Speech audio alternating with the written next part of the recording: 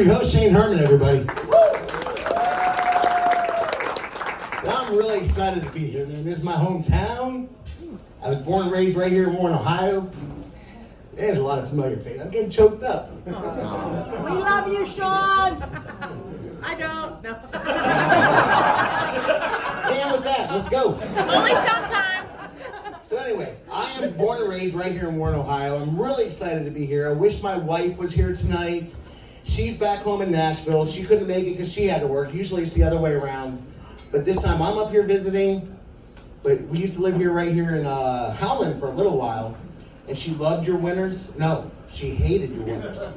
She loved your summers. She saw lake effect snow for the first time. She called me out. She goes, Shawn. Shawn. You gotta come outside, see the size of these snowflakes. I said, honey, that's lake effect snow. I heard they might get up to 4 inches in Ashtabula tonight. She looked at me, her jaw dropped. She was like, I didn't realize snowflakes could get that big. Ladies and gentlemen, right then and there is when I realized I married a woman that thinks 4 inches is huge. It's no wonder we've been happily married for 23 years. She's a good girl. Everybody asks me all the time. She is very, very beautiful. I outputted my green when I married her. And people ask me all the time, how in the world did you ever manage to marry a girl that beautiful? And I tell them the truth. I got a huge insurance plan. Let's see. We keep it fresh because we're always playing games. And by the way, my kids are here tonight. Woo! My 17-year-old, they're 16 going on 17. Give it up for Izzy and Manny. First time they get to see Dad. My twins. They're really excited to see Dad do comedy, so you guys gotta laugh even if I'm not funny. But they're really excited. We keep it fresh because we're always doing jokes, we're always playing games. I remember years ago when I first started doing comedy at the YCS, Youngstown Comedy Syndicate. We're driving to a comedy show and I had to take them to the babysitter. I stopped off at the get-go because I smoke and I wanted to get some cigarettes. I run to the gas station. I leave the car running because it's wintertime. I wanted to keep it cold. I wanted to keep warm so they could stay out of the cold. And I come back up to the car, but my wife had moved over to the driver's side of the car. And she rolled up the windows and she locked the doors. And she wouldn't let me in. I said, honey, let me in the car. We gotta go. She goes, no. I said, baby, we gotta go. Let me in the car. She goes, if you want in, you're gonna have to dance. I said, wait, you want me to dance to get in my own vehicle? She goes, yes. I said, I will not. She goes, yes, you will too. So I did what any self-respecting man in that situation would do, right? I whipped out my phone and I called OnStar. The OnStar agent's like, hello, Mr. Aaron. Hey, we see you're a paying customer. Can we help you? I said, yeah, look, I'm locked out of my car. Can you please unlock it for me? They said, absolutely, we can do that for you, but we have to ask some questions first. Is the car running? I said, yes. She goes, is anybody in the car? Just my wife and kids. She said, oh my God, are they okay? I said, no, they're assholes. They want me to dance to get in my own car. And this is when I realized I lost the OnStar agent to my wife's side. And she said, have you tried dancing, Mr. Aaron? I said, yes, and I'm horrible at it, and I don't want to make a fool of myself. Will you please just let me in my car? She says, well, look, we don't normally do that if somebody's in the car, but since you're a paying customer, we'll try it one time. Are you ready? We'll do it on 3. I said, yes, let's go. She goes, 1, 2, 3. But because of the satellite delay, it didn't open on 3. I pulled the door on 3, then I let go of the door, and then it unlocked. My wife hit lock. The agent says, well, your door should be open now, Mr. Aaron. I said, well, they were. She says, well, that's all I can really do for you. I do have a number you can call. I said, well, like AAA? She goes, no, we see you're located just 3 miles from Christie's Dance Academy. But she finally let me in the car because I wasn't gonna dance. It was gonna be a standoff. She lets me in the car. We're driving down the road. And now, mind you, this is like 6, 7 years ago. My kids are way younger. And I hear my daughter in the backseat going, Dad, Dad, Dad. But I'm going over what I'm going to say at the comedy show, so I'm not thinking, I'm not hearing her. Finally I go, what? She goes, there's a spider. And I said, Izzy, a spider's not going to mess with you unless you mess with it. Then I looked up and oh my God, beast of a spider I've ever seen. This thing was ginormous. It had little fangs sticking out. It was staring me down. We were just gonna go. So I told her, give me a tissue, honey, give me a tissue. She gives me a tissue. I go to smack the spider, and I miss by that much, and it falls right between my legs. And I'm wearing shorts. No, yeah. So I'm like in panic mode. Make it to the babysitter's house. My wife runs in with the kids. I'm with a flashlight looking for this freaking spider, right? My wife comes out, she goes, "Did you find it yet?" I said, "No," and I feel it crawling on my neck. That's how I felt. At that point, I go, "Oh my God!" And I swear to God, she puts her hands on her hips, she goes, "See, I told you you could dance." Oh man, so this trip, I'm up here visiting and my wife is back home. Normally it's the other way around. I'm the one staying home and my wife and kids get to go visit her family. And when that happens, I get really lonely. I get really, really lonely. Last time I was so lonely and so bored, I actually opened the door for Jehovah's Witnesses. I hear them knocking, I look out the window. There's a couple young ladies, I'm like, let's see what they have to say, right? So I unlock the door, I let them in. But what really astounded me was the next day I hear them knocking again. But this time they're not knocking on the door, they're banging on the door, they're actually kind of screaming, so I unlock the door, I let them out. You hear me breathing in this. Hold us away a little bit further. Let's see, I can't remember everything because it's been a long time since I did this stuff. I notice when I'm home by myself and my wife and kids are away, just my wife and daughter being out of the house alone, a roll of toilet paper will last way over 15 years. Box of Kleenex? What, I'm just crying because I missed my wife. That's got dirty minds. I can count on one hand how many times I might have took care of myself at her. 1, 2, 3, 4, 5, 6. That got a little quick. I thought maybe I'd try something different, experiment, maybe get a blow-up doll. But I hate fucking fake people.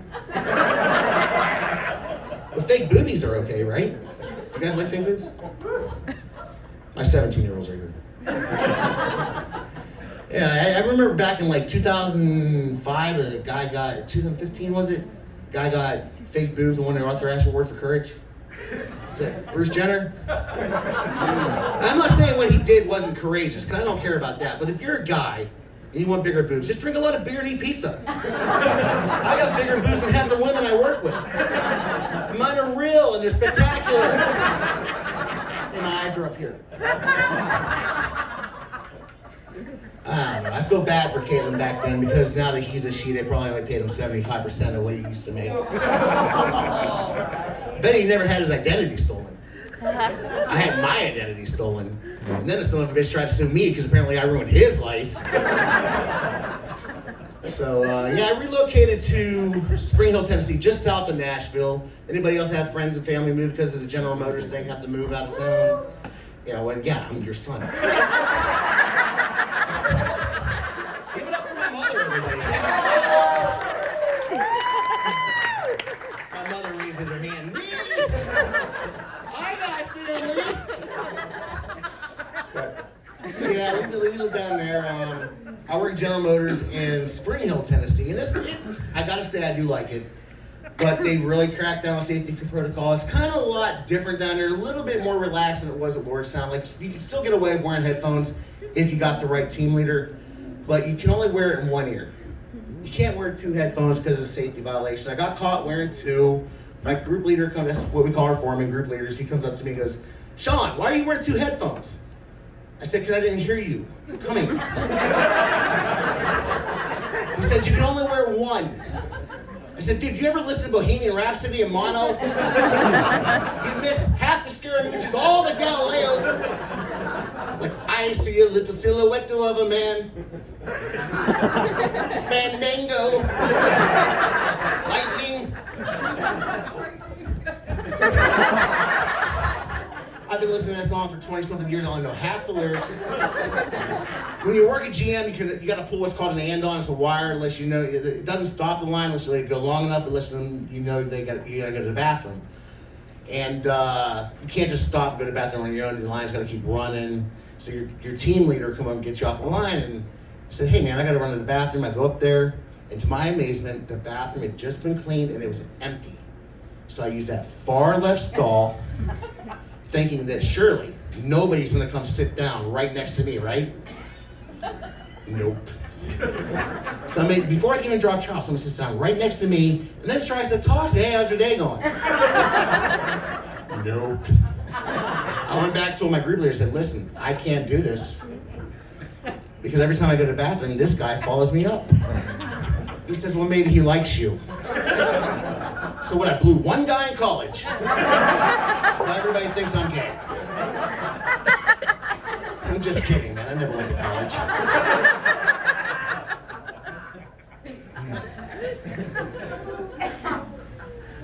I gotta lose some weight. Do you remember when Planet Fitness had pizza? That's why I quit going to the gym. It was like all you can eat, $10, all you can eat buffet. Go in there, the sign says judgment-free zone. They'd judge you if you had pizza on a stationary bike. Kids were walking in with gym bags, I'm walking out with a doggy bag. My wife would say, you're back home from the gym early, were you eating pizza again? I said, you never complain when I eat down at the Y. I'll explain that when you're older. Hey, if you see my kids laughing at any of my jokes, let me know. I will ground the shit out of them. They shouldn't know these. They shouldn't be laughing. Manny's laughing. Face. Play that sus game. What is that? Anyway, lost my train of thought. Went to a bar one time. My friends were like, hey, do you guys ever play that? I was with my wife. You guys ever play that game where you can, like, if you ever have a chance, you can have sex with somebody that you never have a chance with? You have your little list and you get away with it. You can't say nothing. She said, I am not playing that game. She goes, why? Who would you pick? I said, no. You first. My wife goes, oh, like Brad Pitt when he was younger, or Paul Walker when he was alive. I said, who would you pick? Jason Statham. I said, oh, I was just thinking about these Jehovah's Witnesses. The waitress at the hot dog shop.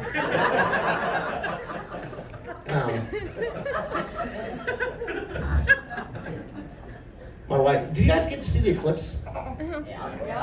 So this isn't really a joke, it's just something that I found was funny. My aunt would say that I should probably say this on stage, but.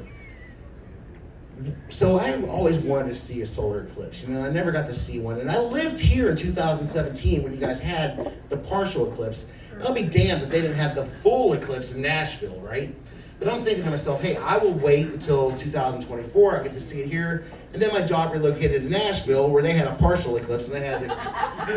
So I told the kids, hey, let's drive somewhere and see the eclipse in its totality. So we drive to Evansville, Indiana, because there was a zoo.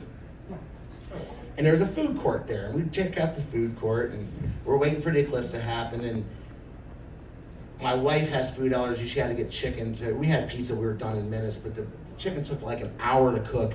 And it just happened to come out right as the eclipse was starting. And then it got dark. And everything they always say about eclipse is true. I mean, you could hear the crickets when it got dark. And you could hear an owl hoot. And you could hear someone breaking into my car. And just as it went to full capacity, you heard somebody coming out of the food court going, burger for Sheila! Burger for Sheila! And I'm thinking, did Sheila just drive 4 hours for a midnight snack? I have nothing to follow that up with. I just thought that was the funny thing that happened all the time. But I'm about almost out of time, but I wanted to try and do I'm Nowhere the Singer that Josh Winters is. And I want to say, give it up for Josh Winters. And give it up for your host, Shawn Herman. I'm really excited to see Steve Prince. And I love Jason Turner. He's one of my best friends. But I want to try and do a parody or two myself. These are very short compared to what compared to what Josh did.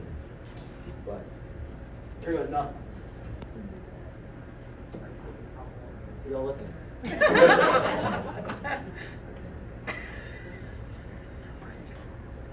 It's got a speaker on it, so if I...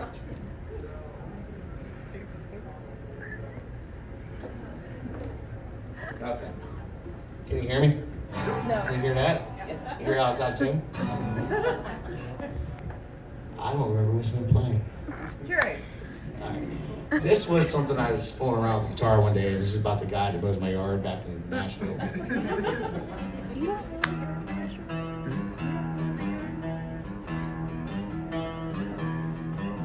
My own personal Jesus. Someone who can mow my yard without a green card.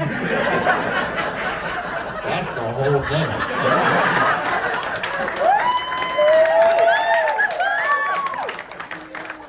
What else I got? Jason, where you at?